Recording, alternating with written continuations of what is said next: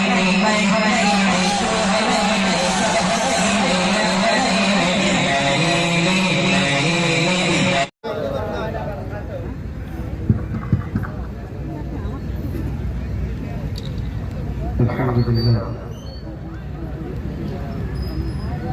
لله رب العالمين والعاقبة للمتقين والصلاة والسلام على سيد المرسلين وعلى آله وصحبه أجمعين أما بعد فأعوذ بالله من الشيطان الرجيم بسم الله الرحمن الرحيم وهزي إليك بجذع النخلة تساقط عليك رطبا جنيا فكلي واشربي وقري عينا فإما ترين من البشر أحدا آمنت بالله صدق الله العظيم وصدق رسوله النبي الأمين الكريم ونحن على ذلك من الشاهدين والشاكرين والحمد لله رب العالمين बाबा बुलंद शरीफ के नज़राना पेश करें अल्लाहुम्मा सल्ली अला सय्यिदिना शफीना हबीबिना व नबीना मौलाना मुहम्मद मुबारक वसल्लम सलातुन व सलामुन अलैका या रसूलल्लाह सल्लल्लाहु तआला अलैहि वसल्लम नबी और आले नबी पर इत्तिबा और आवाज़ बुलंद दुरूद पाक अल्लाहुम्मा सल्ली अला सय्यिदिना शफीना हबीबिना व नबीना मौलाना मुहम्मद मुबारक वसल्लम सलातुन व सलामुन अलैका या रसूलल्लाह सल्लल्लाहु तआला अलैहि वसल्लम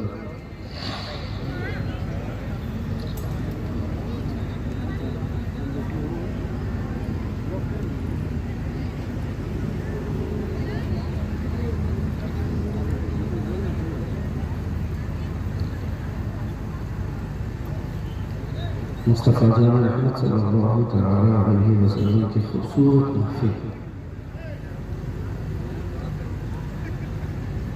शानदार तरीके से डेकोरेट की गई महफिल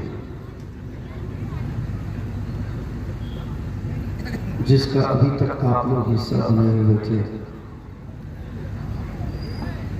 और थोड़ी देर पहले आपने इसके हुस्न को खत्म कर दिया। हुजूर की महफिल के साथ खिलवाड़ किया आप लोगों ने।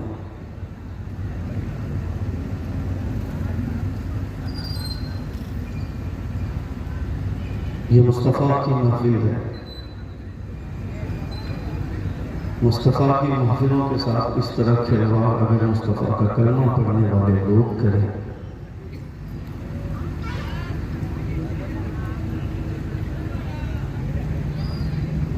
तो कोई ब्राह्मण ज़्यादा अगर इस महफिल के खिलाफ बोले तो आपको बुरा मानने का कोई हक नहीं है।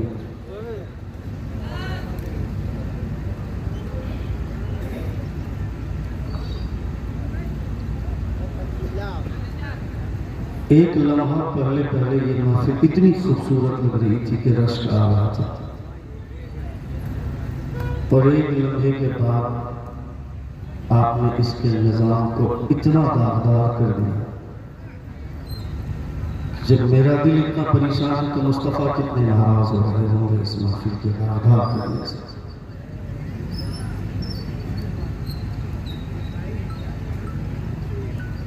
ये हुजूर की महफिल है, इस महफिल का एहतराम होना चाहिए।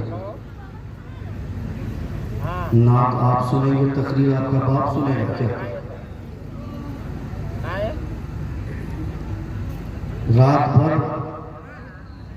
अजमत भागलपुरी शेर सुनाता रहेगा, पूछ दूंगा एक शेर तो नहीं बता पाऊंगा, मगर 1 घंटे की तकरीर में मैंने अगर हुजूर की शरीयत का एक मसला बयान कर दिया तो मरते दम तक वो मसला याद रहेगा।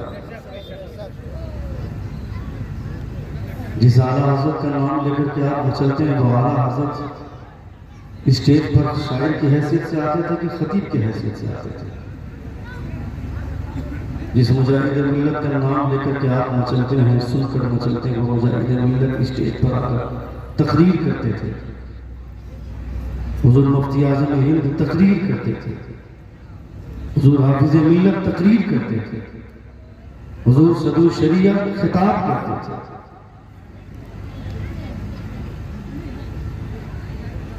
आज से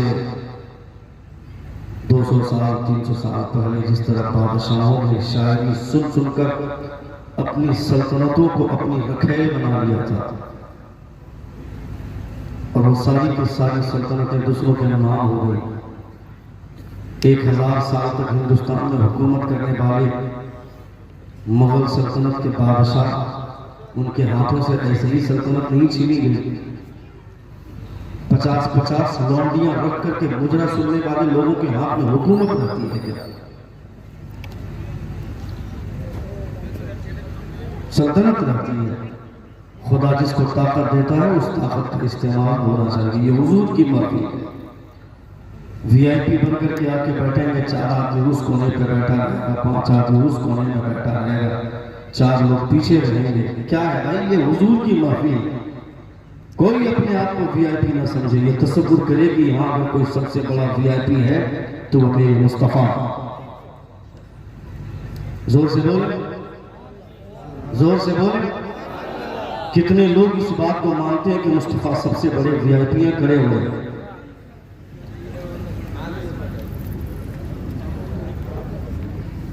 जितने लोग इस बात को मानते हैं कि मुस्तफा सबसे बड़े वीआईपी हैं,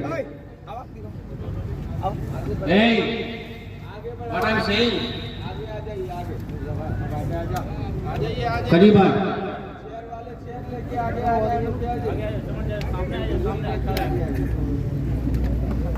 अभी बैठे नहीं, मैं बैठने के लिए नहीं बोला हूँ, बैठने के लिए नहीं बोला हूँ। मैं इस वक्त सबसे बड़ा हूँ। मेरा बाप भी मेरे सामने होता तो मैं भी उससे बड़ा था उस वक्त, अपने बाप से भी बड़ा, जबकि मैं अपने बाप के कदमों की धूल की बराबरी नहीं कर सकता हूँ।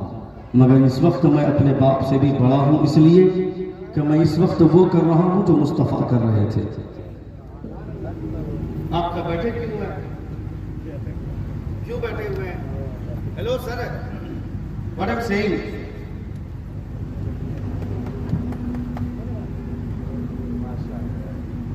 आप दोनों पीछे क्यों हैं?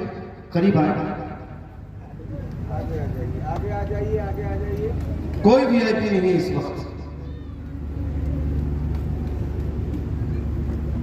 सब के सब यकीन जान लें कि मुस्तफा सबसे बड़े वीआईपी हैं। जोर से बोलिए। और बाकी जितने लोग हैं मुस्तफा के नौकर। जोर से बोले। ये जगह खाली क्यों है?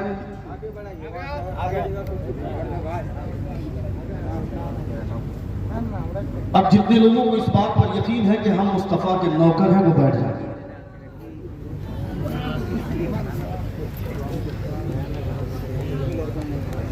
जो लोग नौकर हैं वो बैठे।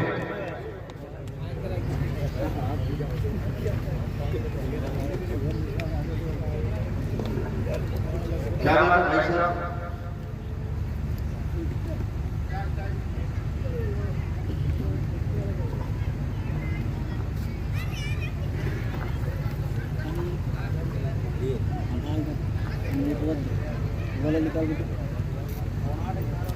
आप जैसे लोग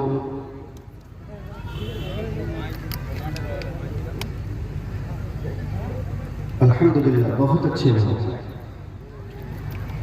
अच्छे लोगों को ही मुस्तफा अपनी महफिलों में बुलाते हैं। ये हुजूर की महफिल है, इस महफिल का एहतराम आप करेंगे तो मुस्तफा आपका कद ऊंचा कर देगा। जो हरकतें हम लोग करते हैं, उधर जो पीछे लोग बैठे हुए हैं, मेरी नजर नहीं पहुंच रही है। अरे अजीब हालत है यार।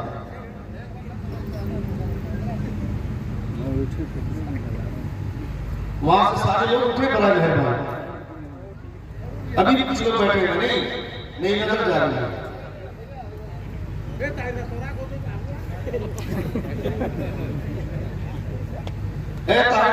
कोई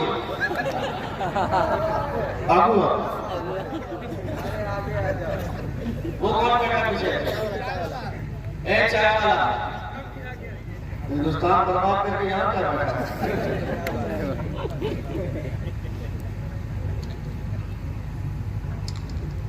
एक बार जोर से कहें या रसूल अल्लाह। पूरा मजमा अपने दोनों हाथों को फिजा में लहरा कर कहें या हबीब अल्लाह। बहुत अच्छे, माशाअल्लाह। वहाँ शाहिद साहब जिस तरह मजमा तितर बितर हुआ था ना, मुझे लग रहा था कि मैं अपने बाप के तीजा में आ गया। मेरे बाप का हयात है, अल्लाह उन्हें लंबी उम्र अता फरमाए। जोर से आमीन। चाहे आदमी जिस लेवल पर भी पहुंच जाए, मगर बाप की शफकत की छत ना हो तो वो बेकार है, और माँ की मोहब्बतों का महल न हो तो घर घर नहीं अस्तबल। अल्लाह रब्बुल इज्जत न हमारे अंदर से माँ की ममता को दूर ले जाए, न बाप की शफकत की छत हमसे कभी दूर हो। आमीन कहें। जब कोई दुआ के जुमले कहे जाए तो आमीन कहना चाहिए। मौलाना इकराम साहब जिनकी दावत खुलूस मेरे पैरों की जंजीर बनी रही,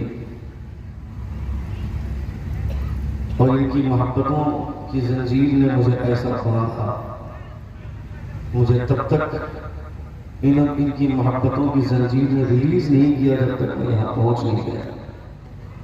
अल्लाह रब्बुल इज्जत ऐसी मोहब्बत को सलामत रखे। जोर से आमीन कहें।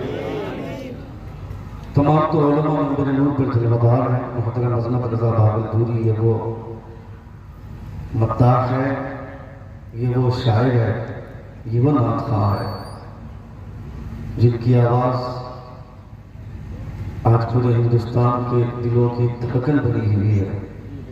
लोग बड़े बाज़ौक़ होकर के सुनते हैं। अल्हम्दुलिल्लाह, अल्लाह रब्बुल इज़्ज़त इनकी आवाज़ में मज़ीद चाशनी अता फरमाए। मैं बहुत ज़्यादा गौर से सुनता हूँ, उनको बहुत ज़्यादा महज़ूज़ होता हूँ। आप लोगों ने भी बहुत अच्छा सुना। जो लोग आए थे जलसे को ख़राब करने के लिए, वो लोग आए चले गए, मगर जो लोग अभी बैठे हुए हैं, जलसे का असल मकसद को वो लोग समझते हैं जो अभी बैठे हुए हैं। क्योंकि जलसे का असल मकसद है खिताब, नातखानी नहीं, खिताब। जलसे का असल मकसद है तकरीर। आज से 50 साल पहले, 100 साल पहले एक एक जलसे में 5-5, 6-6 खुतबा और मुकर्रीरीन होते थे, और 1 या 2 शायर सिर्फ 2-3 अशार के लिए बीच में होते थे। ऐसे जलसे पहले होते थे। क्यों? उस वक्त के लोग ये समझते थे कि जलसे के पीछे मकसद क्या है। जलसे का मकसद यह है कि लोगों के अंदर जो खराबियां, उन खराबियों को दूर किया जाए। मौलाना शाहिद रज़ा साहब क़िबला मदरसा गुलशन रज़ा मुर्गा बनी के मोहतमिम हैं। अल्लाह रब्बुल इज़्ज़त इन्हें सलामत रखे, बहुत अच्छा इदारा चला रहे हैं। ज़बान बहुत साफ़ और शफ़ाफ़, जो मुझे काफ़ी मुतासिर करती है। अल्लाह रब्बुल इज़्ज़त इनकी ज़बान में क़ुव्वत तलाक़त का जो मलका है, उसे मज़ीद बरकतों से नवाज़े खुदा। सदर जलसा हज़रत मौलाना रफ़ीक़ आलम साहब क़िबला मुतज़िल नूरानी मिंबर नूर पर जलवा है, और दीगर तमाम तो उलमा मिंबर नूर पर तशरीफ़ फरमा है। मैं सबको तो नहीं जानता, मगर मेरा विजदान कहता है कि सब के सब मुझसे बेहतर हैं, मुझसे अच्छे हैं। अल्हम्दुलिल्लाह, मैं जो बोलने वाला हूँ ये पहले से जानते हैं, इन्हें मेरी तकरीर सुनने की कोई ज़रूरत नहीं है। मगर ये अगर बैठे हुए हैं तो इसका मतलब है कि सिर्फ और सिर्फ मकसद ये है कि मेरा हौसला बढ़े, मेरा हौसला बढ़ाने के लिए बैठे हैं। और आप बैठे हैं तो आपके बैठने के लिए मैं बैठा हूँ, ताकि आपको जो चीज़ें चाहिए वो चीज़ें मैं दे सकूँ। हेलो भाई साहब, हेलो, व्हाट हैपेंड सर?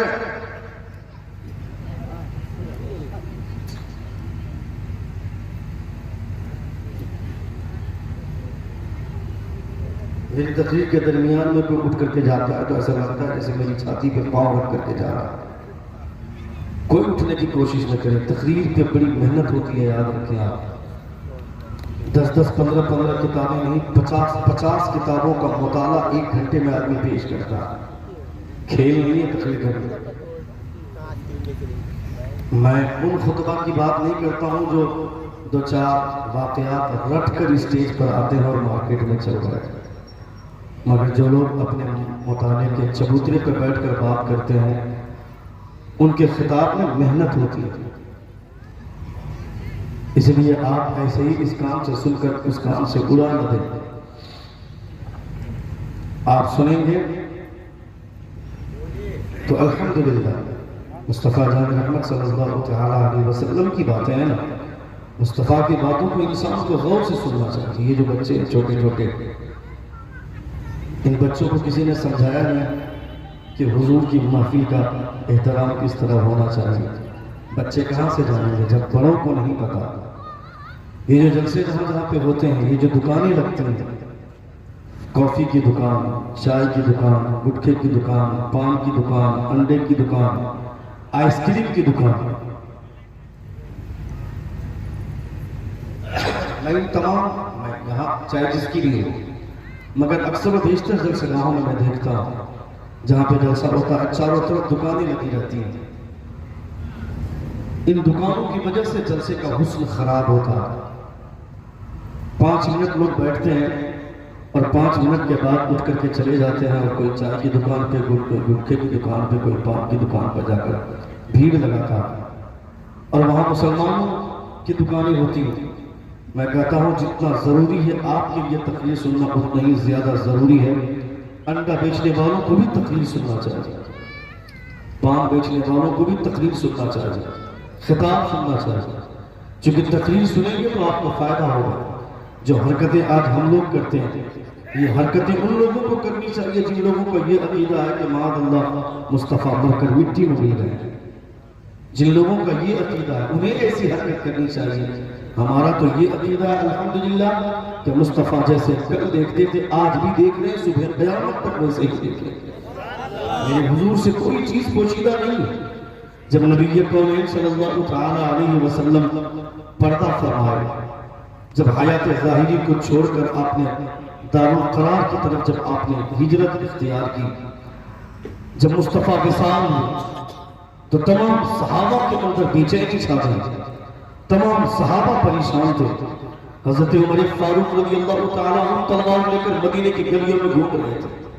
आप फरमाते थे जो ये कहेगा कि मोहम्मद का इंतकाल हो गया है, जो ये कहेगा कि मेरे हुजूर चले गए, मैं उसकी गर्दन मार दूंगा। ये बोलना उनका जायज नहीं था, क्योंकि अल्लाह रब्बुल इज्जत के हुक्म के आगे कुछ नहीं है, मगर ये उनका इश्क बोलता था, ये उनके जज्बात बोलते थे, ये उनके अंदर के एहसासात बोलते थे। मगर जब सिद्दीक़ अकबर को पता चला मुस्तफ़ा के कमरे में सीधे दाखिल हुए, जहां हुजूर का जिस्म अत्थर रखा हुआ था, सिद्दीक़ अकबर अंदर दाखिल हुए और जिस चारपाई पर मुस्तफ़ा का जिस्म रखा हुआ था सीधे गिर जाते हैं सिद्दीक़ अकबर। उसके बाद 5 से 10 सेकंड के बाद उठते हैं अबू बकर और आप फरमाते हैं, ए मुस्तफ़ा, मौत एक लम्हे के लिए आनी थी, आई और आके चली गई, मगर जैसे आप कल जिंदा थे आज भी जिंदा है और सुबह क़यामत तक जिंदा रहेंगे। जैसे आप कल जिंदा थे आज भी जिंदा है, सुबह क़यामत तक जिंदा रहेंगे। ये सिद्दीक़ अकबर फरमाते हैं। हुजूर आला हज़रत फरमाते हैं, अंबिया को भी अजल आनी है, सिर्फ इतनी कि फकत आनी है, फिर उसी आन के बाद उनकी हयात मिस्ल साबिक वही जिस्मानी। जब आपको पता है कि हुजूर देख रहे हैं तो फिर आपकी हरकतें मुस्तफ़ा नहीं देख रहे हैं। फिर किस बुनियाद पर खेती बनाते हुए हुजूर की महफिल में बैठे हुए, किस बुनियाद पर अड्डाबाजी कर रहे हैं, कोई चाय की दुकान पे, कोई पान की दुकान पे, कोई गुटखे की दुकान पे। ये सोचना चाहिए ना कि मेरे मुस्तफ़ा देख रहे हैं हमको, मेरे हुजूर देख रहे हैं हमको। नबी कौन सल्लल्लाहु तआला अलैहि वसल्लम से कोई चीज पोशीदा नहीं है मुस्तफ़ा तो पत्थरों के भी एहसासात को जानते हैं। हुजूर फरमाते हैं, हादा जबल उहद युहिब्बुना व नुहिब्बु। आवाज समझ में आ रही है? ये इनको कम कर रहा हूं, ठीक है? कोई दिक्कत है? कितने लोगों को दिक्कत है? किसी को दिक्कत नहीं है? कितने लोग सुनना चाहते हैं? एक बार हाथों को फिजा में लगा कर कहें या रसूल अल्लाह, और एक बार कहें या हबीब अल्लाह। मुस्तफ़ा जान रहमत सल्लल्लाहु तआला अलैहि वसल्लम ने बड़ी मेहनत की इस गुलशन को आबाद करने के लिए। मेहनत किसे कहते हैं? आपने जाना ही नहीं, आपने वो झेला ही नहीं। मशक्कतें तो हमारे बुजुर्गों ने की, मेहनतें तो हमारे असलाफ ने की है। मेरे बाप का नाम अब्दुल गफूर था, मैं मुसलमान के घर में पैदा हुआ, मेरा नाम अब्दुल जब्बार पड़ गया। मेरे बाप का नाम अब्दुल जब्बार था, मैं उनके घर में पैदा हुआ, मेरा नाम अब्दुल रशीद पड़ गया। यानी मैं पैदाइशी मुसलमान हो गया। मेरे अंदर मुसलमानों के करतूत नहीं पाए जाते। मेरा बच्चा खड़ा होकर पेशाब करे, मेरा बेटा शराब के अड्डे को गर्म करे, मेरा बेटा जुआ के बाजार को गर्म करे, मेरा बेटा चौराहे पर खड़ा होकर लौंडियां तारे, मेरा बेटा रात भर मुजरा देकर लॉन्च देके गंदी फिल्में देखकर अपने कान को गंदे गाने सुनकर और अपनी आंखों को गंदी फिल्में देख करके हमेशा के लिए वो तार करता। हुजूर फरमाते हैं, खबरदार मुसलमान अपनी आंखों की हिफाजत करे। इन्हीं आंखों से खुदा तुम्हें कल क़यामत के दिन खुदा का दीदार बेहतर होगा। जिन आंखों से खुदा को देखने वाले हो, इन आंखों से गंदी चीजें देखोगे तुम्हें शर्म नहीं आती। हुजूर पर जिसको जो कुरान नाज़िल हुआ है, वो कुरान में अल्लाह फरमाता है, वलक़द ज़रअना लिजहन्नम कसीरन मिनल जिन्नि वल इंस लहुम क़ुलूबुन ला यफ़क़हून बिहा व लहुम अ'युनुन ला युबसिरून बिहा व लहुम आज़ानुन ला यस्मऊन बिहा उलाइका कल-अनआम। अल्लाह फरमाता है, many human being and jinn we have created we go to the hell. They have hearts but they do not understand their with. They have eyes but they do not see their with. They have ears. तो इस आवाज ठीक कर दे, बहुत ज्यादा delay की जरूरत नहीं, आवाज साफ कर दे ताकि मुझे बोलने में अच्छा लगे। बोलो थोड़ी देर, बोले।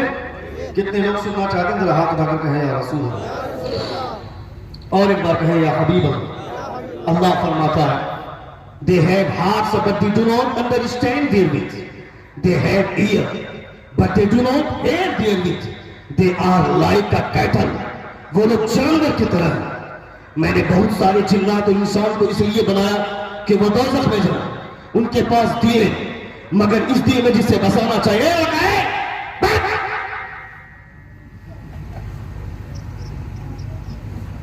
इस दिल में जिसे बसाना, इधर मेरी तरफ देखें, इस दिल में जिसे बसाना चाहिए था उसे न बसाकर किसी और को बसाया। चौराहे पर खड़ा होकर आने जाने वाले लड़कियों को ताड़ना, कभी उसकी जुल्फे देखना, कभी उसकी टांगे देखना, कभी उसके लिबास को देखना, और रात में अपनी बीवी से या अपनी गर्लफ्रेंड से बात करते हुए रात भर अपने कान को तार करना, दागदार करना, ये कौन सी बेवकूफी है?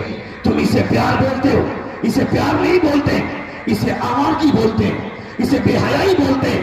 किस लड़की से प्यार के चक्कर में अपनी जिंदगी बर्बाद करता है, अपनी जिंदगी दागदार करता है? जिसे तू प्यार बोलता है, ये प्यार नहीं है। शादी से पहले प्यार का कोई कॉन्सेप्ट नहीं है, शादी के बाद प्यार का कॉन्सेप्ट है।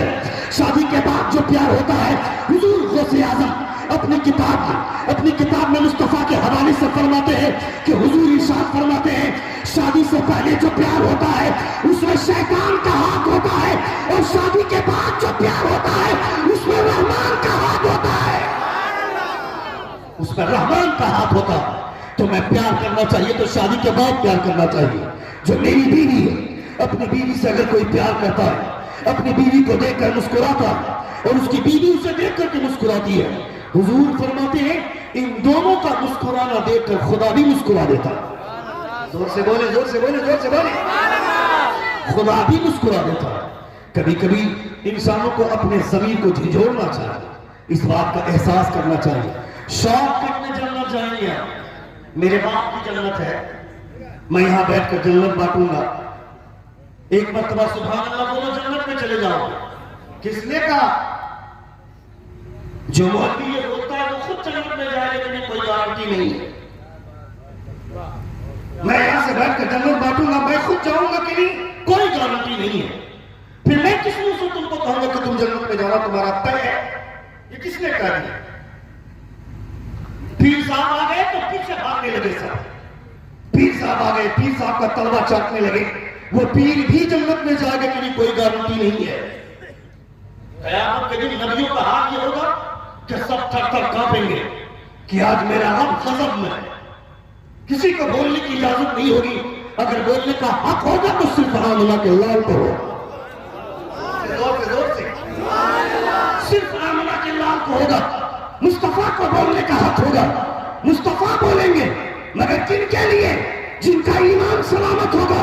मुस्तफा फरमाते हैं किसी के अंदर राई के दाने के बराबर भी ईमान होगा, वो दोज़ख में जा चुका होगा, मैं उसे दोज़ख से निकाल कर जन्नत की सैर करवाऊंगा। ये कोई दूसरा नहीं, मेरे मुस्तफा कहते हैं, मेरे हुजूर कहते हैं। मगर कोई कह सकता है गारंटी के साथ कि मेरी मौत ईमान पर होगी? इतने बड़े बजने में से कोई कह सकता है? कोई नहीं कह सकता। फिर किस दुनिया पर भरोसा करके बैठे हैं? नमाज मेरा बाप पढ़ेगा, रोजा मेरा बाप रखेगा, हज मेरा बाप करेगा, ज़कात कौन देगा, बुराइयों से कौन बचेगा? इतनी आसान जन्नत नहीं है। हुजूर आला हज़रत के वालिद गिरामी अल्लामा नकी अलैहिर्रहमा फरमाते हैं, तफसीर अलम नशर के शुरू में आपने लिखा है,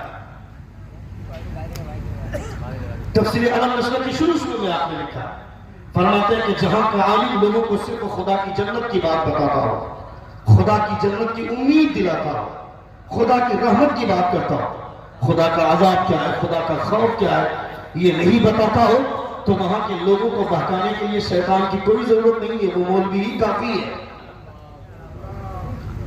यानी लोगों को वो मौलवी ही बहकाएगा। आज हमने तुमको बर्बाद कर दिया, हमने तुम्हें तबाह किया, हमने इतना शौक करके जन्नत मांगा कि लोगों को लगा कि जन्नत अब बगैर मेहनत के मिल जाती है। मिशकात शरीफ की हदीस से पाक पेश करूं मैं? कितने लोग सुनना चाहते हैं? खतीब को इनाम मत देना, गुनाह होगा, जुर्म है। शायर को इनाम देना, कयामत के दिन शायर लोग जन्नत में लेके जाएंगे।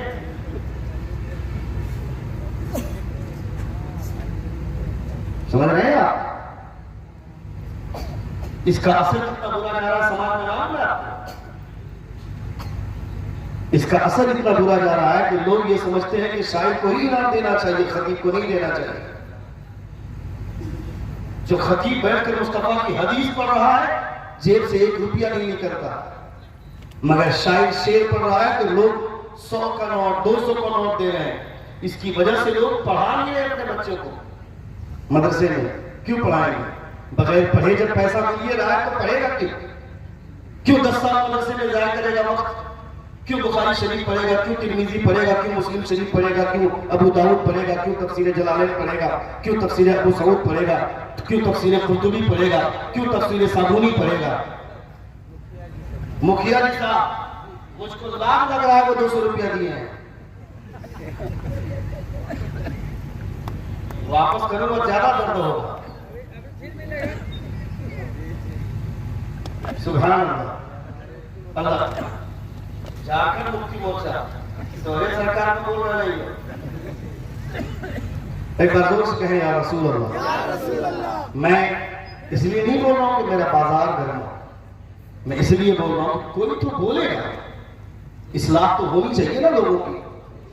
मैं कहता हूं बकरीद के मौके से आपने जानवर खरीदा 15,000 का, 20,000 रुपए का माल आपने खरीदा और लोगों को ला कर दिखाते हैं, चलो देखना मेरा माल 25,000 रुपए का, 30,000 रुपए का माल खरीदा, और इमाम साहब आए कुर्बानी करके चले गए, जाने लगे तो इमाम साहब मिलते हैं, साल गुजर गया अभी तक मुलाकात नहीं, यानी 100 रुपया नजराना तक तुम्हारी जेब से नहीं निकला। क्यों? आप जानवर कुर्बानी कर रहे हैं, जानवर कुर्बान कर रहे हैं, इमाम साहब अपना कपड़ा क्यों खराब करेंगे भाई? ये तो जिम्मेदारी आपकी है। इमाम साहब का काम है 5 वक्त नमाज की पाबंदी करना, नमाजें पढ़ाना, ये जिम्मेदारी आपकी है। लेकिन वो अगर आपके गैबा से पढ़ा रहे हैं, कुर्बानी करके जा रहे हैं, तो 500 रुपया आप मोहब्बत का नजराना दे देंगे तो इमाम का दिल खुश हो जाएगा। खुदा आपके इस इमाम के दिल का ख्याल रखने की वजह से खुदा आपको उससे खुश भी होगा और इस कुर्बानी को कबूल भी फरमाएगा। क्यों? अल्लाह फरमाता है लन यनालल्लाहु लुहूमुहा वला दिमाउहा वलाकिन यनालुहु तक़वा। खुदा फरमाता है अल्लाह की बारगाह में न तुम्हारा गोश्त पहुंचता है न तुम्हारे खून पहुंचता है। पहुंचता क्या है? गोश्त 1 महीना तक सुखा सुखा कर तुम खाते हो, हड्डियां तुमने फेंक दी, उसकी आंखें जमीन में दफन कर दी, चमड़े बेच दिए, खून नालियों में बह गया, तो फिर खुदा की बारगाह में गया क्या?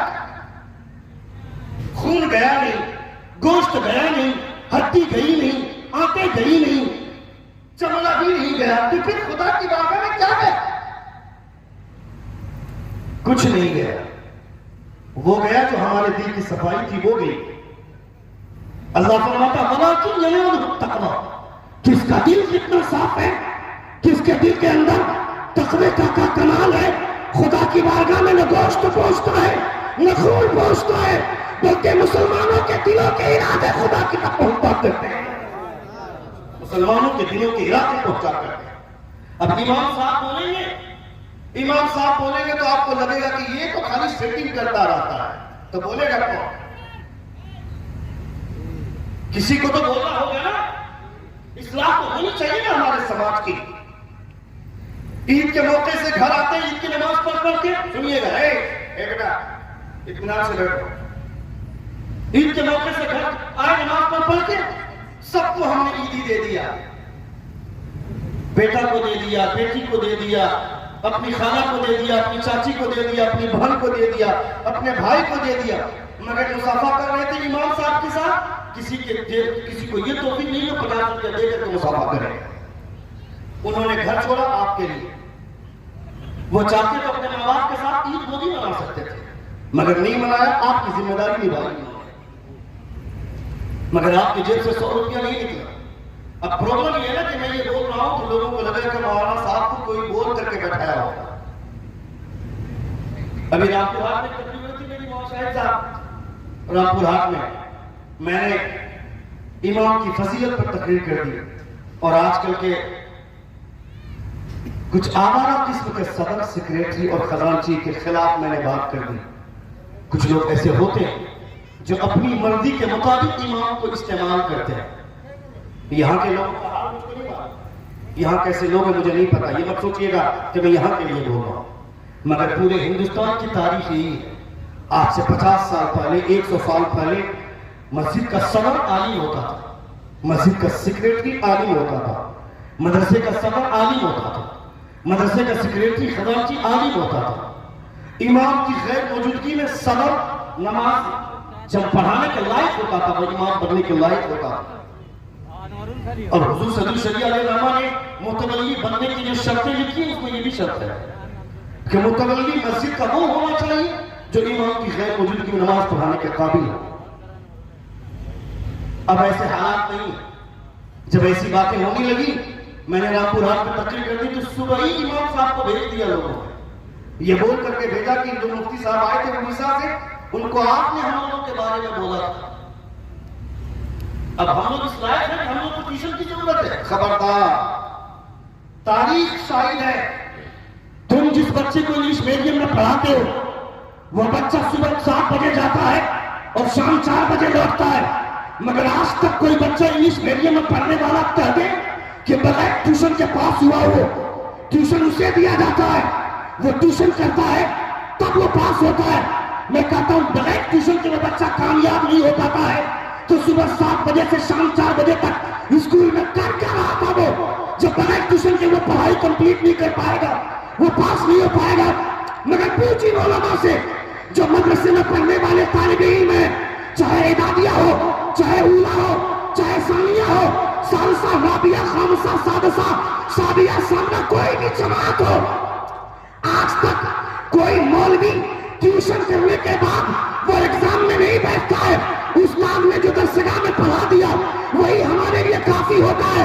कभी हमने ट्यूशन नहीं किया, बगैर ट्यूशन किए जब हम मौलाना बन सकते हैं तो हमें तकरीर करने के लिए ट्यूशन की क्या जरूरत है? आज तक कोई मैं कलाम बोल नहीं सकता है कि हमने कोई ट्यूशन लिया है तब कामयाबी हासिल की है। मदरसे में इसका रिवाज ही नहीं है, मदरसे में इसका चलन ही नहीं है। मदरसे में उस्ताद जो पढ़ा देते हैं वही काफी होता है। 35 मिनट की घंटी होती है, 40 मिनट की घंटी होती है, उस 40 मिनट के कि घंटी में कमाल इतना है कि 40 करोड़ का जब मरना हो तो ऐसे ही शेर की तरह दहाड़े। चूंकि ये मुस्तफा का इल्म है ना, जोर से बोलिए, ये हुजूर का इल्म है, मुस्तफा का इल्म है। 15 अगस्त और 26 जनवरी में कोई नेता जब भाषण देने आता, किसी स्टेट का सीएम या किसी राज्य का, किसी राष्ट्र का, किसी स्टेट का सीएम या किसी मुल्क का पीएम, भारत का प्रधानमंत्री हो या झारखंड का सीएम हो, वो जब रांची पे स्टेटमेंट देता है 15 अगस्त को या 26 जनवरी को, या किसी स्टेट का गवर्नर हो, वो जब दुमका या रांची में जाकर स्टेटमेंट देते हैं, वो जब भाषण देते हैं, दिल्ली के लाल किला में भारत का प्रधानमंत्री जब वो 1 घंटे की स्पीच देता है, 1 घंटे की स्पीच वो लिख करके लाता है, बगैर देखे नहीं बोल सकता है, देखकर बोलता है। 1 घंटे की तकरीर में 15 बार बिस्लरी की बोतल उठाकर पानी पीता है, मगर जब एक मौलवी किसी कुर्सी पर बैठता है तो 1400 साल पहले की तारीख देखकर नहीं, बगैर देखे बोला करता है। 1 घंटे की तकरीर हो जाती है, 1 कतरा पानी तक नहीं पीता है। ये एनर्जी कहां से आती है, ये पावर कहां से आता है? ये किसी दुनिया के खजाने से नहीं, बरेली का बटन दबा देते हैं, मदीने से मुस्तफा एनर्जी भेज दिया करते हैं। सुन रहे हैं? सुन रहे हैं? कितने लोग सुन रहे हैं? आप जरा कहे या रसूल अल्लाह, और एक बार कहे या हबीब अल्लाह। ये एनर्जी वहां से आती है, सरहपा मुस्तफा जान रहमत सल्लल्लाहु तआला अलैहि वसल्लम की नवाजिशात। इसलिए आप हल्के में मत लीजिएगा, खिताब इतना आसान नहीं है। मगर मैं ये कहना चाहता हूं कि मुस्तफा जान रहमत सल्लल्लाहु, मुझे बड़ी खुशी हुई, अल्लाह रब्बुल इज्जत सलामत रखे उस ज़ईफा को जिसने अपने बेटे के चले जाने के बाद उनकी मग़फ़िरत के लिए एक सामान ढूंढा। हुजूर का जलसा, इसाले सवाब की महफिल, मुस्तफा जान रहमत सल्लल्लाहु अलैहि वसल्लम की महफिल। आज वो बेटा कब्र में मुस्कुरा रहा होगा। जोर से बोलिए, जोर से बोले। यहाँ हुजूर की महफिल सजी है, वहां बेटा कब्र में मुस्कुरा रहा है। भाई साहब हेलो, कहां जा रहे बाबू? अकेले मत जाना, 4 लोगों को लेकर के जाना। अकेले क्यों जाओ? ऑर्केस्ट्रा होता रहता है, एक आदमी उठ करके जाता है, बाजू वाले को बोल करके जाता है 5 मिनट में लौट करके आओ, मेरी कुर्सी खाली रखना। और जहां हुजूर की महफिल सजती, कोई आदमी ये बोल कर नहीं जाता है कि मैं आ रहा हूं लौट के, जा रहा जैसे कि हमेशा के लिए जा रहा, दुनिया ही से जा रहा है, बोलेगा ही नहीं। क्यों? ये काम नकीब का, हुजूर की महफिल का हुस्न तुमने खराब किया, इसका जवाब नहीं देना होगा। एक आदमी दिन बैठकर हदीस पढ़ रहा, उसी हदीस पढ़ने के दरमियान में आप कुछ करके जा रहे हैं, कल क़यामत के दिन खुदा ने ये सवाल कर दिया तो फिर क्या होगा? हज़रत इमाम तलवी भी फरमाते हैं, हुजूर की तारीफ जबरदस्ती कभी किसी के सामने मत करना, खबरदार नहीं, ये हुजूर की तारीफ है। चूंकि मुस्तफा का जवाब न कल था, न आज है, न सुबह क़यामत तक मुस्तफा का जवाब होगा। मेरे मुस्तफा को खुदा ने वो शान अता फरमाई है। हजरत शैख सादी शिराजी फरमाते हैं, बलगल उला भी कमालिही, कशफत दुजा भी जमालिही, he reached the highest place by his perfection, he removed the darkness by his beauty। दुनिया के तमाम खूबसूरत चेहरे लाइट की वजह से चमकते हैं, मगर मेरे मुस्तफा अंधेरे में मुस्कुरा दे तो पूरी कायनात में रोशनी बिखेर दी जाती है। मेरे मुस्तफा, मेरे हुजूर का चेहरा है। हुजूर आला फरमाते लम याति नदीरु का फी नज़री, मिसले तू न शुद्ध पैदा जाना, जगराज को ताज तोड़े सरसों, है तुझको शहर दूसरा जाना। मेरी नजरों ने आपसे ज्यादा हसीन जमील किसी को नहीं देखा। हजरत हसन बिन साबित फरमाते हैं, अहमद रजा देखेगी कैसे, जब आज तक किसी माँ ने इतने खूबसूरत बच्चे को जन्म ही नहीं दिया। वह अहसन मिन कलम तरक़त आइनी वह अजमल मिन कलम तलिदिन निसा। दुनिया में आज तक किसी औरत ने इतने खूबसूरत बच्चे को जन्म ही नहीं दिया है, वो तुम्हारे पैगंबर। क्या हो रहा है लोग? What happened, sir? Would you like to say something? एक बार जोर से कहे या रसूल अल्लाह, और एक बार कहे या हबीब अल्लाह। मिशकात की हदीस से पाक सुन लीजिए आप। मेरी तकरीर जरा रवानी में होती है। जिन लोगों ने यूट्यूब में सुना होगा या जो लोग उसको किसी दूसरे स्टेज पे सुने होंगे उन्हें इस बात का इल्म होगा, मगर चूंकि मुझको सजाने में वक्त लग गया और मेरा अभी तक मिजाज नहीं बन पाया जो जिस लहजे में बोलता हूं, जिस लहजे में बोलता हूं। अगर आपने मिजाज बना दिया तो इंशाअल्लाह ताला थोड़ी देर गुफ्तगू कर दूंगा मैं उस लहजे में। एक बार जोर से कहें या रसूल अल्लाह। मिशकात की हदीस से पाक है, सुने आप। मिशकात की हदीस से पाक है, ये हदीस बुखारी शरीफ में भी है। नबी कौन सल्लल्लाहु तआला अलैहि वसल्लम ने हजरत अबू हुरैरा से फरमाया, अबू हुरैरा तुम्हें जो मिल जाए उसे जन्नती करार दे, उसे जन्नत की बशारत दे। अबू हुरैरा से फरमाया मुस्तफा ने। अबू हुरैरा चले, सुनिए इधर नहीं तरफ देखें। अबू हुरैरा निकले, मुलाकात हुई सिद्दीक अकबर से। कहा सिद्दीक अकबर से अबू बकर आप जन्नती? अबू बकर ने कहा सदक ना, आप आगे निकलिए। ठीक कहा हुजूर ने कहा तो ठीक है। दूसरी मुलाकात हजरत उमर फारूक से हुई। कहा उमर आप जन्नती हैं। हजरत उमर फारूक ने इतना सुना, इतना जोर से धक्का मारा, अबू हुरैरा को की जमीन पर गिर गए। अबू हुरैरा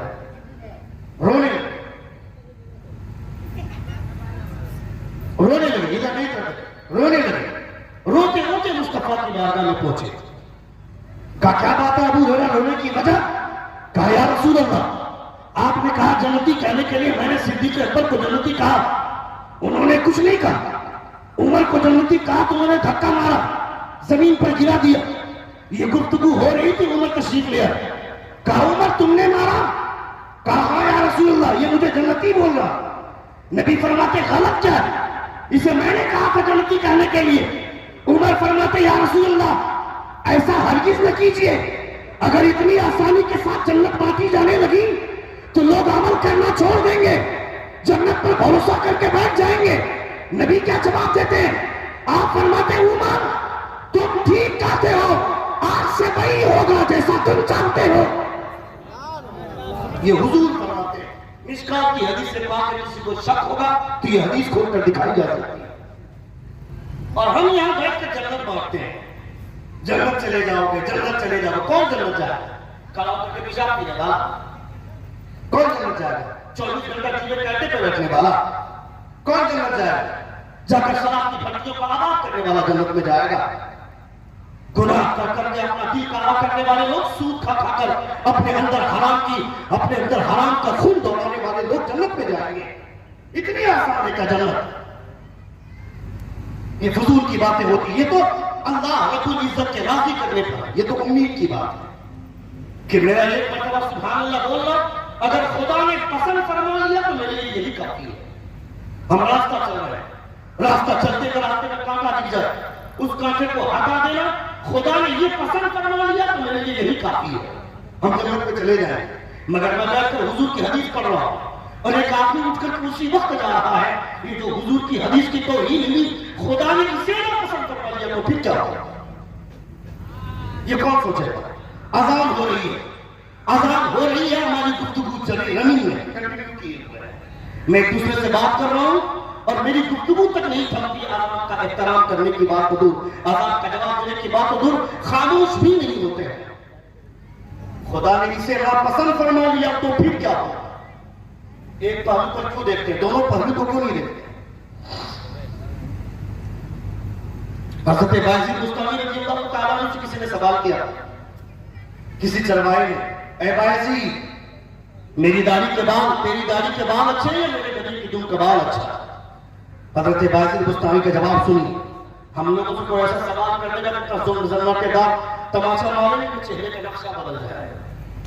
हज़रत बायज़ीद बुस्तामी फरमाते हैं कि अगर मेरी मौत ईमान पर न हुई तो तेरे गधे की दुम का बाल अच्छा है, और अगर मेरी मौत ईमान पर हुई तो मेरी दाढ़ी के बाल अच्छे हैं। ये हज़रत बायज़ीद बुस्तामी फरमाते हैं।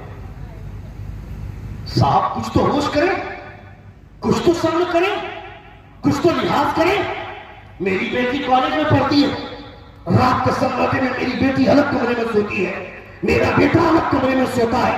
कभी हमने झांक कर देखा मेरा बेटा अलग कमरे में सोकर पढ़ाई कर रहा है या किसी लड़की से बात कर रहा है, वीडियो कॉलिंग में बात कर रहा है, व्हाट्सएप में चैट कर रहा है, मेरी लड़की अलग कमरे में सोती है, कभी झांक कर देखा मेरी बेटी बात कर रही है, पढ़ाई कर रही है या किसी लड़के से बात कर रही है? कौन देखेगा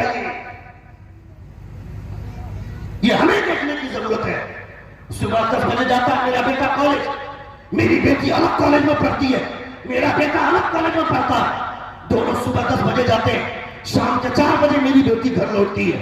कभी कभी बाप को जाकर झांक कर देखना चाहिए, मेरी बेटी कॉलेज में पढ़ रही है या किसी रमेश या किसी गुप्ता या किसी दिगर आरएसएस के फंदों के बाहों में बाहें डालकर वो जिंदगी के मजे ले रही है, कैंटीन के मजे ले रही है। तू सोचता है मेरी बेटी का निकाह होगा, धूमधाम से करवाएंगे, मगर तेरी सोच से पहले तेरी बेटी अग्नि के 7 फेरे का चक्कर लगाकर किसी आरएसएस फंदे की साथ दिया बचाकर अपनी जिंदगी बर्बाद कर रही है, ये कौन जानता है? इसलिए मैं कहना चाहता हूं, तुमने जो अपनी बेटी के दिमाग में ये ख्वाब सजाया, बेटी डॉक्टर बनोगी, पैसा कमाओगी, इंजीनियर बनोगी, पैसा मिलेगा, प्रोफेसर बनोगी, पैसा मिलेगा, मैं कहता है बेवकूफ, ये बात बैठाने से पहले ये बात बैठा दे, मेरी बेटी डॉक्टर बनेगी, पैसा मिलेगा, इंजीनियर बनेगी, पैसा मिलेगा, प्रोफेसर बनेगी, पैसा मिलेगा, मगर इससे पहले फातिमा की कनीज बन जा, पैसा मिले न मिले जन्नत में हिस्सा जरूर मिल जाएगा।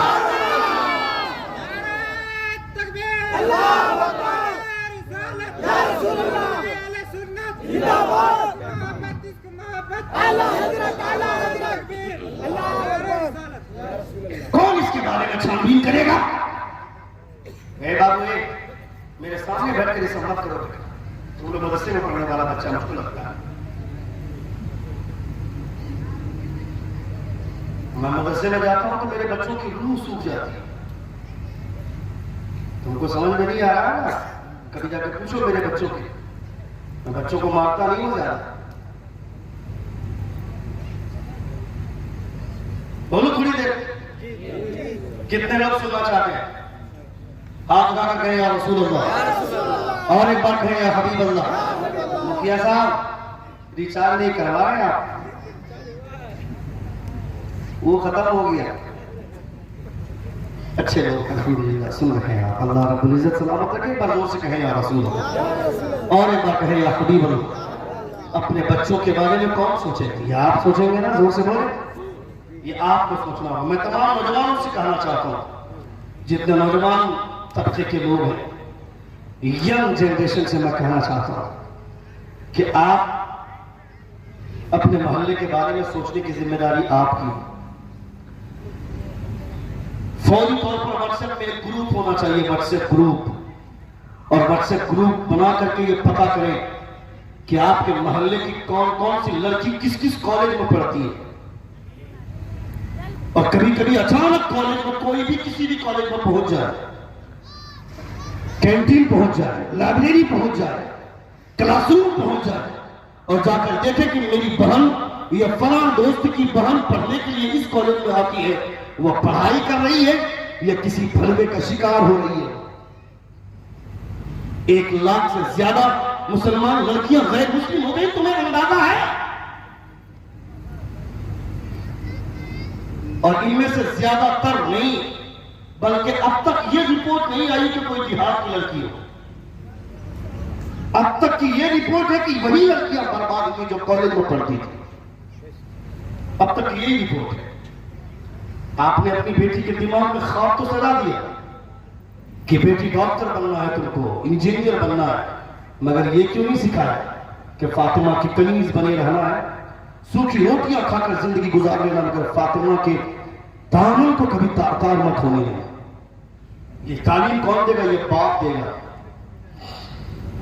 मगर जो बाप खुद अपने दोस्तों के साथ चौराहे पर खड़ा होकर अड्डाबाजी करेगा, उसकी लड़की अपना दामन बचा पाएगी क्या? उसका बेटा अपना दामन बचा पाएगा क्या? ये सोचना भी मत। मेरी बेटी शादी में जाती है, पार्टी में जाती है, क्यों नकाब नहीं पहनती है? वो क्यों? अभी जितनी लड़कियां मैंने देखा यहाँ पे, औरतें जितनी लोग आई थी जलसे में, क्यों ये मेला है क्या? ये हुजूर की महफिल है ना, यह जलसा हो रहा है ना। जब जलसे में नकाब पहन के नहीं आती तो पार्टी में कहां से जाती है नकाब पहन के? शादी ब्याह में कैसे जाएगी नकाब पहन के? जो लड़की बन ठन कर घर से निकलती है अच्छा कपड़ा पहनकर, उसे ये शिकायत करने का कोई हक नहीं कि फला लड़का मुझे घूर रहा था। उसका मकसद ही यही होता है कि लोग मुझको देखें। अगर वो ये चाहती है कि मैं महफूज रहूं, मुझे कोई देखे नहीं, तो वो नकाब पहन के घर से निकलेगी, चूंकि इज्जत, सलामती और वकार इसी हिजाब के अंदर है। अमेरिका में एक खातून, अमेरिका में एक लड़की डेली ऑफिस जा रही है, रोजाना ऑफिस जाती है, काम करती है। उसका बुरा बाप उसके घर में है, उसकी बुरी माँ, सॉरी, बाप का इंतकाल हो चुका है। वो लड़की ईसाई, उसके बाप का इंतकाल हो चुका है, उसकी बुरी माँ घर में है, उसके 2 छोटे छोटे भाई है।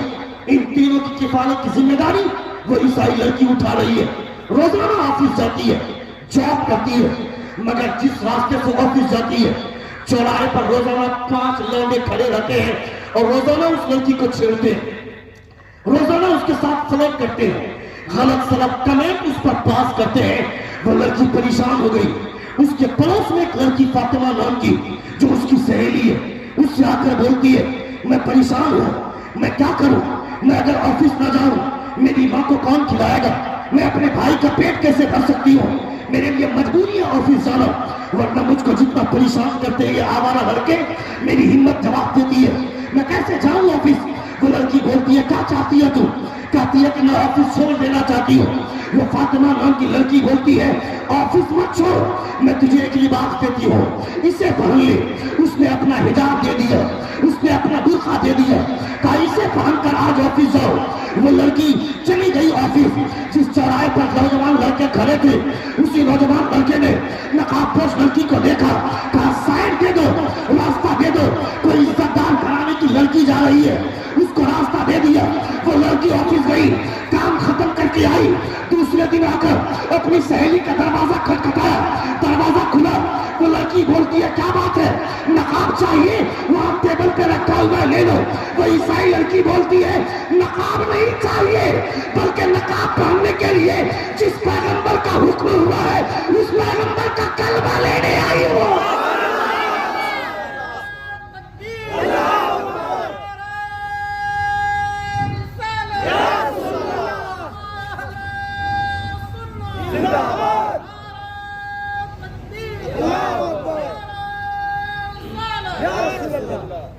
नकाब नहीं चाहिए, कल नकाब लेने आई थी, मगर आज नकाब नहीं, नकाब का हुक्म देने वाले पैगंबर का कलमा लेने आई। यानी एक लड़की अगर नकाब पहने तो उसका असर इतना अच्छा हो कि गैर मुस्लिम लड़कियां नकाब पहनने पर मजबूर हो जाए और मुस्तफा का कलमा पढ़ने पर भी मजबूर हो जाए। मेरी बेटी को कह दो नकाब पहनने के लिए, बोलती है कि यह मॉडर्न दौर है, थूकने का मन करता है इस लड़की के मुंह पे। तुम्हें मॉडर्निटी चाहिए, मॉडर्न बनने का ख्याल है। इलाहाबाद यूनिवर्सिटी से ग्रेजुएशन कंप्लीट करने वाली वो लेडी बोलती है, I have completed my graduation from the university of Allahabad. I am aware of the modernization of the women, but I have not forget my custom, my culture, my system, my tradition and my values, and most of all I never ever forget that I am Indian Muslim women. वो बोलती है, मैंने औरतों की आजादी के हवाले से जो वाकिफियत हासिल की है, जो मुझे आगाही हासिल की है, वो मैं जानती हूँ औरतों की आजादी क्या होती है, मगर मैं अपना कल्चर नहीं भूलती, अपनी तहजीब नहीं भूलती, मैं अपना सिस्टम नहीं भूलती। औरत मॉडर्न होने के नाम पर चाहे जितना भी मॉडर्न हो जाए, वो औरत दुनिया के लोगों के लिए आजादी के नाम पर अपनी ख्वाहिशात नफसानी मिटाने का जरिया तो समझ सकते हैं लोग, उसे अपनी मजहब का सामान तो लोग समझ सकते हैं, मगर इज्जत आज भी उसी लड़की की होती है जिनकी आंखों में हया होती है, जिनके अंदर शर्म होती है, जिनके अंदर गैरत होती है। और हयादारी का मुकम्मल नमूना देखना है तो किसी और को मत देखो, मुस्तफा की बेटी फातिमा के कैरेक्टर को देख, फातिमा के कैरेक्टर को देख। हयादारी किसे बोलते हैं, कैरेक्टर की सफाई किसे बोलते हैं? देख फातिमा को, जिनकी जुल्फों को कभी सूरज ने नहीं देखा। हजरत ज़ैनब रज़ियल्लाहु तआला अन्हा असीरान करबला की फौज थी। हजरत ज़ैनब रज़ियल्लाहु ताला अन्हा के सर से दुपट्टा छीन लिया गया तो अपनी जुल्फों को अपने चेहरे पर डाल लेती है कि कहीं इन यजीदी फितनों की निगाह मेरे चेहरे पर न पड़े। इसे कहते हैं इस्लामी घराने की ख़वातीन। बोलती है मॉडर्न दौर है। बाप जब बोलता है नकाब पहनने के लिए तो आवारा लड़कियां बोलती है कि अब्बू जान दिल अच्छा तो सब कुछ अच्छा, लिबास पहन के क्या होगा, ये बोलती है ना। दिल अच्छा तो सब कुछ अच्छा, मेरा दिल गंदा रहेगा तो नकाब पहन के भी गुनाह कर लूंगी। दिल अगर अच्छा नहीं रहा तो नकाब पहन कर भी गुनाह कर लूंगी। अगर दिल अच्छा रहा तो जींस और टी शर्ट पहन कर भी रहूंगी तो अपनी इज्जत को बचा लूंगा। अच्छा, ये डायलॉग सुन करके बाप का दिल गदगद हो जाता है। मेरी बेटी पर मुझको भरोसा है। मत सोच वो तेरी बेटी है ना, जब तक तेरे घर में वो तेरी बेटी है, मगर जब बाहर निकलते लोगों की मां बन जाती है। मेरी बातें हर किसी को झेलना मुश्किल होता है, हर कोई नहीं झेल सकता है, क्योंकि मैं नैरेटिव पकड़ कर बात करता हूं।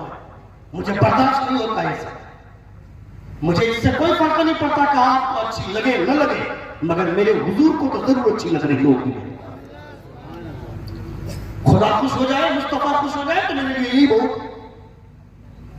तकरीर का मकसद मैं आप लोगों को खुश करने के लिए नहीं आया। तकरीर का मकसद ये होता है कि आपकी इस्लाह हो, और आपकी इस्लाह होगी तो मुस्तफा की रूह मुस्कुराएगी।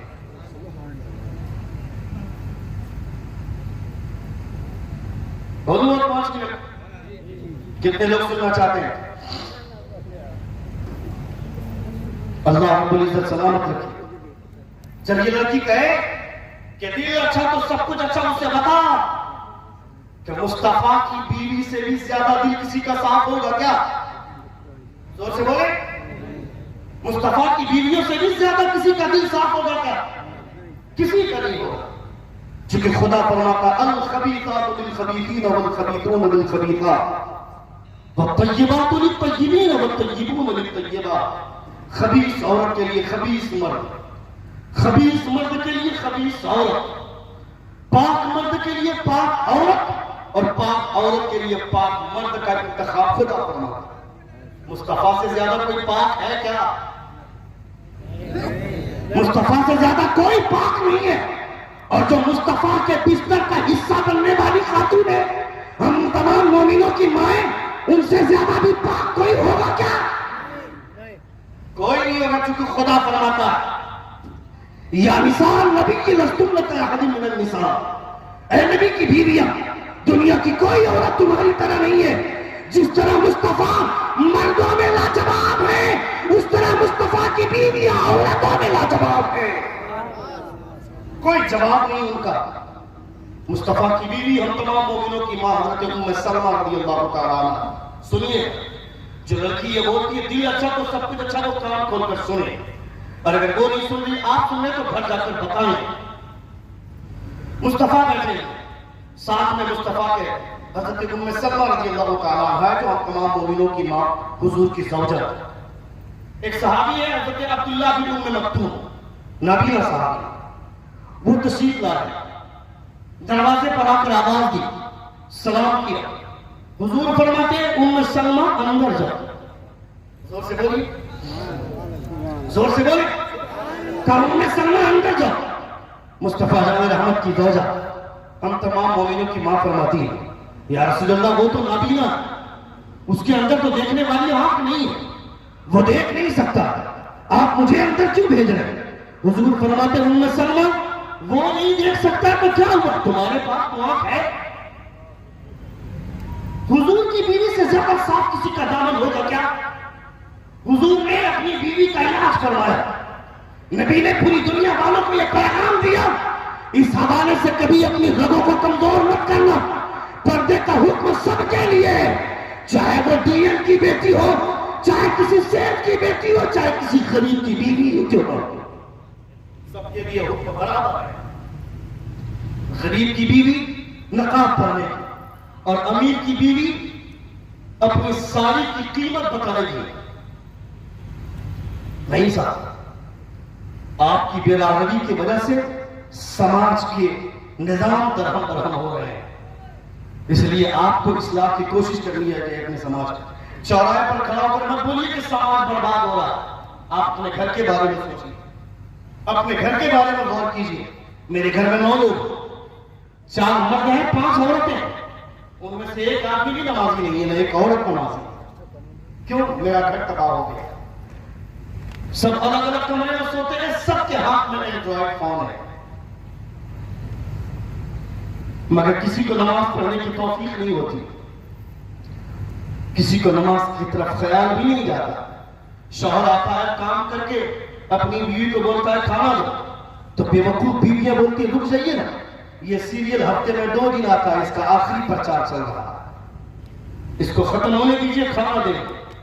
उस बेवकूफ और बेहुदा औरत को बोलना चाहिए था मेरे सरताज रुक जाइए ना, अब तक मैंने ईशा की नमाज नहीं पढ़ी है, आपने भी ईशा की नमाज नहीं पढ़ी होगी, अगर नहीं पढ़े तो चलिए दोनों साथ चलकर ईशा की नमाज पढ़ते हैं, उसके बाद एक साथ बैठकर खाना खाएंगे, तो उस खाने में बरकतें भी और लज्जतें भी दोनों खुदा आसमान से नाज़िल फरमाए।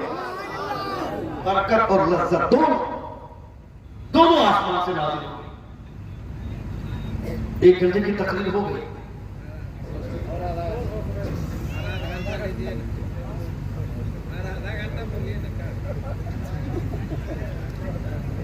और आधा घंटा मुर्गा के सदर साहब माशाअल्लाह, अल्लाह सलामत रखे। जब सदर लोग ऐसे एहसास हों, एहसास वाले लोग हों, जिन्हें हुजूर की बातें, जबान चाहे जिसकी भी हो, मगर हुजूर की बातें अच्छी लगती हों, ऐसे लोगों का कलेजा अल्लाह रब्बुल इज्जत शादो आबाद रखे। जोर से आमीन कहें, और जोर से आमीन कहें। आप कह रहे हैं आधा घंटा, मगर देखिए एक आदमी गया उठ के,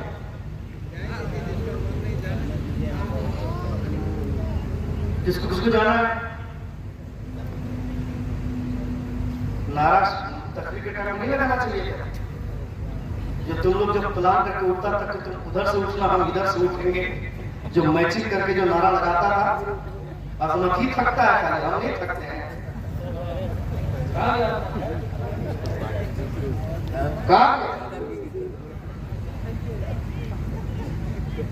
शायद लोगों को इनाम नहीं देना चाहिए क्या? जो एकदम चुपचाप सब इनाम लेकर के बैठा हुआ है, दुनिया भी नहीं दे रहा इधर।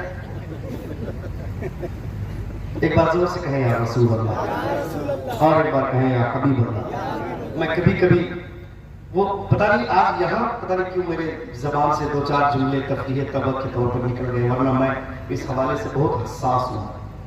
मैं मेरे रसूल का बहुत ख्याल करता हूँ, क्योंकि मुझे पता है हुजूर की महफिल और मेरे रसूल, इसकी हुर्मत बाकी रहनी चाहिए, इसे कॉमेडी में तब्दील नहीं करनी चाहिए।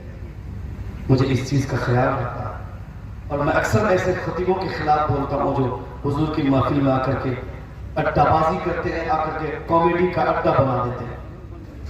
इससे परहेज करना चाहिए। एक तो मुकर्रिर निकला है, कौन बाबा, झारखंडी बाबा ने क्या है, लोग इतने बदौक हो गए कि उसको बुला करके लोग सुनते हैं। जहां के लोगों का ज़ौक़ खराब होगा, वहां के लोग ऐसे ही लोगों को बुलाएंगे जो खौफ खुदा दिल से खींच कर निकाल देता है। साहब, ये हुजूर की महफिल है। जब तक कुरान की तिलावत नहीं हुई थी, ये स्टेज था, मगर जैसे ही कुरान की तिलावत हो गई, ये अब मेंबर रसूल बन गया।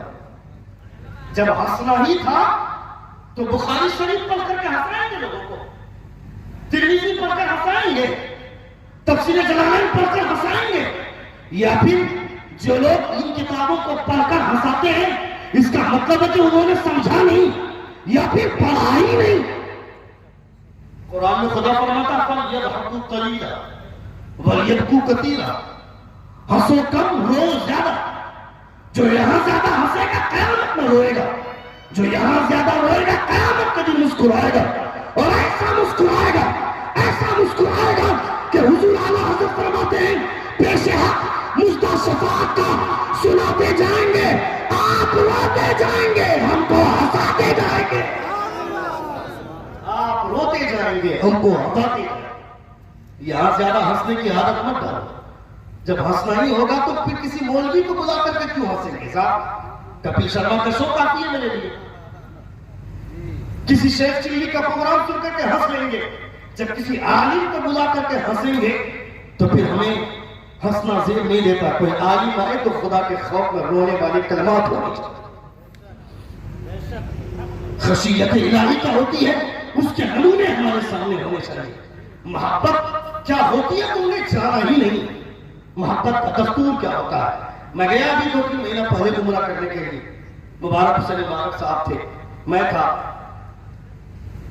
मुस्तफा जान अहमद सल्लल्लाहु अलैहि वसल्लम जिस रात में हिजरत की रात गुजारी थी मुस्तफा जबल सौर में, जहां पे कबूतर ने अंडे दिए थे, मकड़ियों ने जाला बुना था, उस गार में जाकर अल्हम्दुलिल्लाह नमाज पढ़े। उस पहाड़ पर चढ़े तो 3.5 घंटे लगे पहाड़ पर चढ़ने में अकेले। यानी हर आदमी अपने अपने चल रहा है। जवानी की हालत में आदमी उस पहाड़ पर चढ़ रहा है, 3.5 घंटे लग रहे हैं, हर 10 मिनट पर रुक जा रहे हैं। ये इरादा कर रहे हैं कि अब आधा घंटा तक चलेंगे तब रुकेंगे, मगर 10 मिनट में हालत खराब हो रही है, अपने आप को लेकर के उठ रहे हैं। तो ये हाल है। मगर मुस्तफा जब उस पहाड़ पर चढ़ रहे थे, सिद्दीक अकबर साथ में थे। मुस्तफा जाने रहमत को सिद्दीक अकबर ने कांधे पर लिया और कांधे पर लेकर सिद्दीक अकबर उस पहाड़ पर चढ़े थे। मोहब्बत तो उसे बोले, इसका कमाल तो वहां है। हम तो सिर्फ दाल रोटी की तरफ बनी बनाई बिरयानी खा रहे हैं, एहसास नहीं है मोहब्बत क्या होती है, मोहब्बत का दस्तूर क्या होता है। इतना भी मगन मत हो जाइए इस दुनिया में। आपको पता है अभी जो जिस नौजवान लड़के के इसारे सवाब के लिए महफिल सजी है, किसी ने सोचा था कि उसका इंतकाल हो जाए? किसी को पता था कि इतनी जल्दी हादसे के शिकार होकर वो हमारे बीच में नहीं रहेंगे? जब रोज हम हादसा देख रहे हैं कि जिंदगी का कोई भरोसा नहीं है, तो फिर किस बुनियाद पर भरोसा करके बैठे हुए हैं कि मेरे ऊपर बुढ़ापा आएगा तभी मरेंगे? ये किसने सोच लिया? ये किसने बता दिया हमको? ये कॉन्सेप्ट हमारे दिमाग में जो सेट हुआ ये गलत है। इसलिए आज हुजूर क्या हुआ, कोई जवान अगर नमाज पढ़ता है और कोई बूढ़ा आदमी अगर नमाज पढ़ता है, तो जवान की नमाज और बूढ़े की नमाज का फर्क ये कि बूढ़े की नमाज से 70 गुना ज्यादा सवाब खुदा जवानों की नमाज को देता है। कहिएगा क्यों? बूढ़ा आदमी तकलीफ में सजदा कर रहा है, कमर की हड्डियां जवाब दे रही, फिर भी रुकू कर रहा है, फिर भी सजदा कर रहा है, उसके सवाब को ज्यादा मिलने चाहिए, मगर जवान को सवाब ज्यादा मिल रहा है। तो उसका जवाब हमारे उलमा ने यह दिया है कि जब कोई बूढ़ा आदमी नमाज पढ़ता, लोग बोलते हैं पूरी जिंदगी गुनाह किया, अब एक पांव कब्र में चला गया तो अब नमाज नहीं पढ़ेगा तो क्या करेगा? अब तो नमाज पढ़ना ही होगा। मगर जब कोई जवान आदमी नमाज पढ़ता है तो उसका बड़ा भाई सोचता है कि मेरा भाई नमाज पढ़ता है, मुझे भी पढ़ना चाहिए। उसका छोटा भाई सोचता है मेरा बड़ा भाई नमाज पढ़ता है, मुझे भी पढ़ना चाहिए। क्या मतलब? जब कोई बूढ़ा पढ़ता है तो अकेला पढ़ता है, मगर जब कोई नमाज जवान पढ़ता है तो उस जवान की नमाज के बरकत से उसके ऊपर का तबका और नीचे का तबका दोनों नमाजी बन जाया करता। यह फायदा है जवानों की इबादत का। इसलिए नौजवानों को इस हवाले से होश के नाखून लेने चाहिए। बहुत खेल लिए फ्री फायर, देखना ड्रामा देखना शाम के वक्त में मेरे घर के चबूतरे में बैठ लेगा अपने अपने घर के दरवाजे पर और जाकर के 4 लौंडे आपस में बैठ करके फ्री फायर खेल रहे हैं। उसको बर्बाद कौन कर रहा है? उसका बाप, उसकी मां। वो लड़का अभी कमा नहीं रहा तो उसके मोबाइल में रिचार्ज कौन करवा रहा? उसका रिचार्ज खत्म हो जाता तो बीवी झगड़ा करती है शौहर से, 4 दिन से उसका मोबाइल स्विच ऑफ हो गया, दिखाई नहीं देता है क्या? और 1 हफ्ते से मस्जिद नहीं गया, ये कौन देखेगा?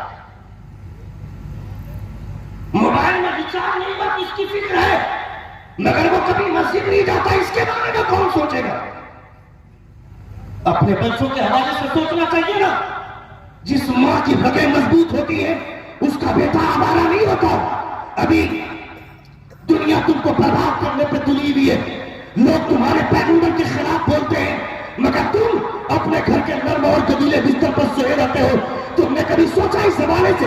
अभी तुमने देखा नहीं, अभी 1 साल पहले बीजेपी नेताओं का बिस्तर गर्म करने वाली वो नुपुर शर्मा नाम की एक लौंडी, नुपुर शर्मा नाम की एक रंडी, जिसने हुजूर की शान में गुस्ताखी की थी, जगह जगह पे उसके खिलाफ जगह जी जुलूस निकले थे, हर जगह से लोगों ने जुलूस निकला था, हर जगह जुलूस निकला, मगर जो जुलूस रांची पे निकला है, रांची की सड़कों के जुलूस को दुनिया याद रखेगी, तारीख याद रखेगी।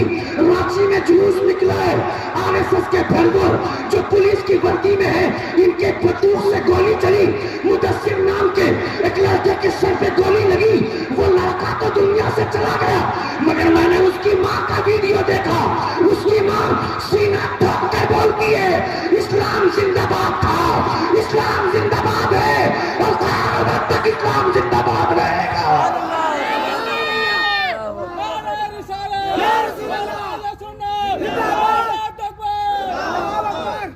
इस्लाम जिंदाबाद था, इस्लाम जिंदाबाद है और क़यामत तक इस्लाम जिंदाबाद रहेगा। मेरा बेटा मरा है तो अपने लिए नहीं, मुस्तफा की मोहब्बत में मरा है।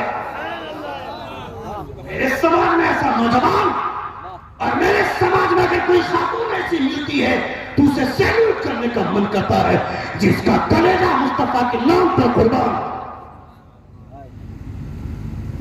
अल्लाह हम तमाम की इस्लाह फरमाए। जिंदगी ने फिर कभी वफा की तो इंशाअल्लाह गुफ्तगू होगी जब सही वक्त मिलेगा, इंशाअल्लाह फिर कभी सुनाऊंगा आप लोगों को, अच्छी तकरीर सुनाऊंगा। आज मैं समझाते हुए कुछ अच्छी बातें आपको बोला, मैं जरा लय में बोलता हूँ, मगर फिर भी अल्हम्दुलिल्लाह मैंने कोशिश की कि आप ज्यादा से ज्यादातर महसूस हो। जिंदगी ने फिर कभी वफा की, इंशाअल्लाह गुफ्तगू होगी। हमारे बोलने में या आपके सुनने में कोई गलती हुई सभी हज़रात हमारे साथ मिलकर आवाज़ बुलंद और इस्तग़फ़ार पढ़ें। अस्तग़फ़िरुल्लाह रब्बी मिन कुल्लि ज़म्बिन व अतूबु इलैह। जोर से कलमे शहादत पढ़िए, अशहदु अल्ला इलाहा इल्लल्लाह व अशहदु अन्ना मुहम्मदन अब्दुहु व रसूलुहु। अस्सलामु अलैकुम व रहमतुल्लाहि तआला व बरकातुहू।